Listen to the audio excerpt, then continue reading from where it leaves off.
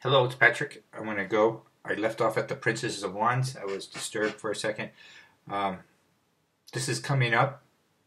I think it's about his outlook on his where he wants to take the people, and he is the one to do it. The energy to do it. It's he has a passion for this. He really has a passion. If you look at Hillary, she really didn't have a passion. She didn't believe in anything, so she didn't know where she wanted to go.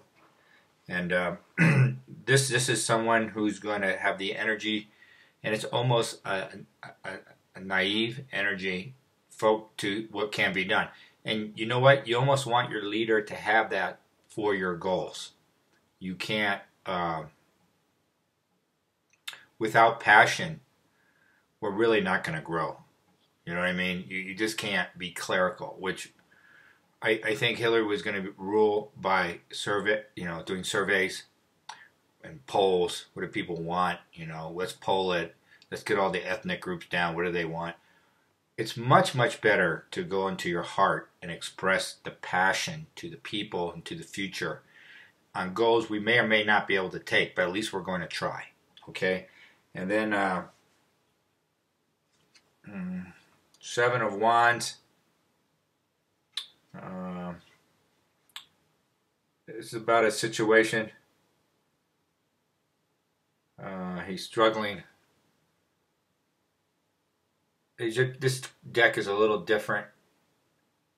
And it's kind of funny. I don't know if I haven't looked, but in all these cards, there's a leopard in a lot of these cards in the Egyptian. And I would say the leopard is your cat intuition. The cat-like cats have a very good psychic and intuitive. So I think that's a theme. All right. And here he's fighting on the cliff. On the other deck, he's on a hill with the staff, fighting off the enemy that's attacking. But he has the higher ground, and he should win the battle. Those who are coming at him. And he's standing for a higher purpose, higher ground. Okay, and there's this one's interesting. The leopard again. The leopard was over here with the princess or the Queen of Wands, and is that a leopard or is that a? That's a leopard, and this is a tiger, and the princess. It's interesting, all these cats. Anyway, you go on to his environment, the strength. That's him. And the office of the president. He has the strength of the office to prevail. And he's going to bring that down to bear. Quickly, this is a position called the hopes and fears. There are all sorts of ways of looking at it. I just try to do this really quick. This is a Six of Swords. Six of Swords is going to a space of safety and calm, and in this picture she's out in the water, but in the other cards there's a journeyman pushing a little dugout canoe to land of safety and where we can get a breather. Now this also, to me, taking the country in a different direction where it's safe. That could be the venture inward, a little bit of isolationist type thing, less wars, a place the country can go recoup. We're going to go over and be by ourselves for a little bit, all right? And maybe be Americans, get to know each other again, instead of this this nihilism that has taken across belief in nothing. This card over here, some of these cards are, where is it? I don't know where it is. The Lover is about ideals. It's not about nihilism. It's not about we can't insult people who don't believe in something greater than themselves. And Trump has that, but he doesn't define it as I'm a member of a church. He just knows that we can go return to a spot where we have a relationship with the Christ conscious, the Buddha.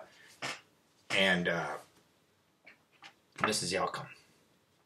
It's a great outcome, I think. It's the Wheel of fortune, it's fate, and it's next to the going across.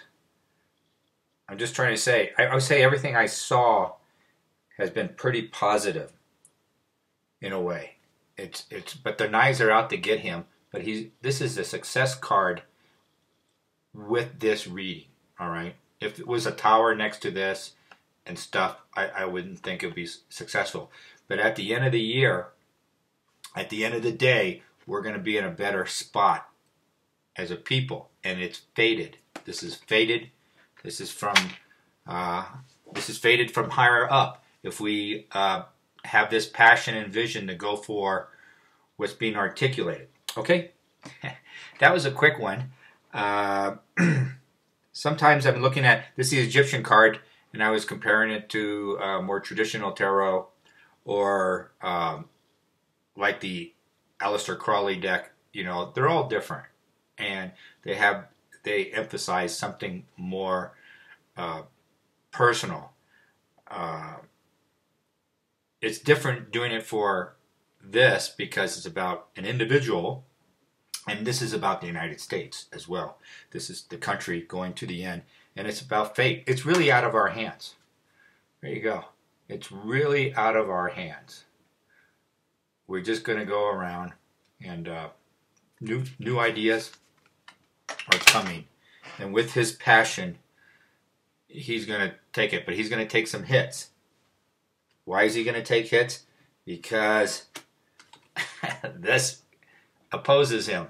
And there they are, all those daggers. You can just write on these little individuals with the swords, you know, CNN, CBS, the banks, you know, all the banks, JP Morgan. You can write them on these people they're all the knives, you know. And as soon as he walks out of the lit room into behind the scenes, see it's dark alley, they're all going to go stab him. No one's going to see anything. That's a potential. That's the energy that opposes him, but he's going to overcome it to some degree. All right? And this is a card that allows him to prevail. You see the lion? It's a very powerful card. And I'm just going for this his office. This is his stature with the American people.